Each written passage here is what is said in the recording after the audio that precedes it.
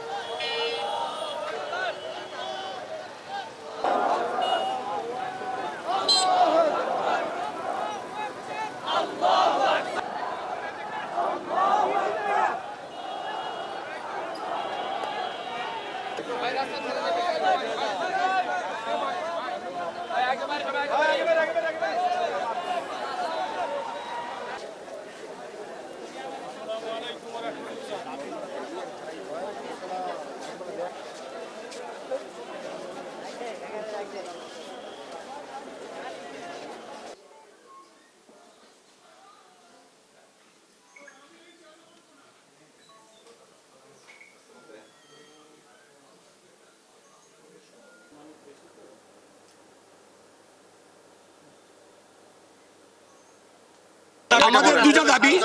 একটা দাবি হচ্ছে হযরত মাওলানা সাদ সাহেব উনি যেন আমাদের ইস্তেমাতে আসেন এবং যখন প্রয়োজন আমাদের ইসলামের দাওয়াতের মেহনতের কাজে উনি যেন আসতে পারেন।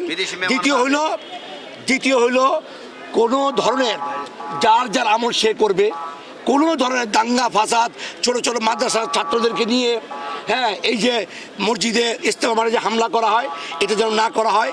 এবং ছাত্র আমার সন্তান কোরআন হাফেজ আলিম হয়েছে, এখন বাপ ছেলের সাথে সংঘাত লাগাই দেয়, এগুলো যেন আল্লাহ রাস্তা না করে কোনো ধরনের যার যার আমল শেষে করুক, এটা আমাদের আকুল আবেদন দুইটাই। বিগত 50-52 বছর যাবৎ আমাদের বাংলাদেশে যেইভাবে টঙ্গী বিশ্ব ইজতেমা হইতো, সমস্ত তবকার লোক, সমস্ত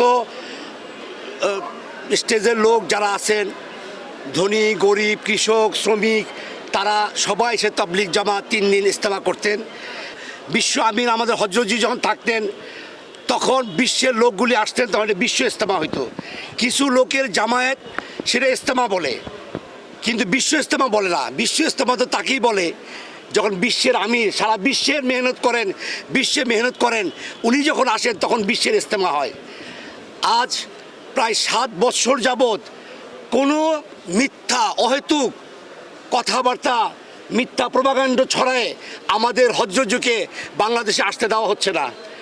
আর এই যে উনি না আসাতে এই যে এত পৃথিবীর এত দেশের লোক আসে, বাংলাদেশের একটা ঐতিহ্য যে বিশ্ব ইজতেমার দাওয়াতের তবলিগ, ইসলামের দাওয়াত দেওয়া, আল্লাহ রাসূল সাল্লাল্লাহু আলাইহি ওয়াসাল্লামের যে ইসলামের দাওয়াত দেওয়া, সেই দাওয়াত দেওয়া কীভাবে বন্ধ হয়, এই জন্য হজরতজিকে আসতে দেওয়া হচ্ছে না। উনি কোরআন হাদিসের বাইরে কখনো কথা বলেন না, ওনার জীবনটা কোরআন হাদিসের উপরেই চালান। উনি আবু বকর সিদ্দিক রাদিয়াল্লাহু তাআলা আনহুর বংশধর। উনি যদি আসেন সারা বিশ্বের লোকগুলি আসে, কেন ওনাকে আসতে দেওয়া হবে না? আমাদের আবদার, আকুল আবেদন আমাদের সরকারের কাছে যেন আমাদের হজরতজি বিশ্ব ইজতেমা আসেন এবং সুন্দরভাবে ইজতেমা পরিচালনা করতে পারেন। হযরতজি মাওলানা সাদ সাহেব দামাত বারাকাতুহুমকে যদি বাংলাদেশ সরকার আসতে দেওয়া হয়, সরকার যদি আসতে দেয়, তাহলে বাংলাদেশের যে সমস্ত মিথ্যা বানোয়ার তথ্য ওনার নামে বিভিন্ন প্রচার মাধ্যমে প্রচার করা হয়, এগুলো সব কিছু ইনশাআল্লাহ নিরসন হয়ে যাবে। আজকে আমরা আজকে আমরা সারা বাংলাদেশের 64 জেলার মতো আমরা নারায়ণগঞ্জেও যারা তবলিগের মেহনত করেনেওয়ালা, তবলিগের মেহনতে বাংলাদেশের সর্বোচ্চ স্তর প্রধানমন্ত্রী রাষ্ট্রপতির কার্যালয় থেকে শুরু করে একেবারে পিউন পোস্ট পর্যন্ত সাধারণ মুসলমান সর্বনিচু সর্বোচ্চ স্তরে সর্বশ্রেণীর জনগণ তবলিগের মেহনত করে। তো সবার প্রাণের দাবি হযরত মাওলানা সাদ সাহেব যেন বিনা দ্বিধায় বিনা শর্তে সব সময় যে কোনো টাকা যায় উনি বাংলাদেশে আসতে পারেন। ইজতেমায় জোরে আমাদের আমির, সমস্ত সংগঠনের নেতৃবৃন্দ যে যার যার এই সংগঠনের কার্যক্রমে বাংলাদেশে আসতে পারেন, কেন ওনাকে আসতে দেওয়া হবে না? এই জন্য আমরা ডিসি অফিসে এই স্মারকলিপি প্রদান করেছি, আমরা এসপি মহোদয়ের কাছেও স্মারকলিপি প্রদান করেছি। আমাদের ন্যায্য দাবি যেন ওনাকে নির্দ্বিধায়, বিনা বাধায়, বিনা শর্তে সব সময়ের জন্য ওনাকে বাংলাদেশে আসতে দেওয়া হয়। এই একটাই দাবি, আমাদের প্রাণের দাবি।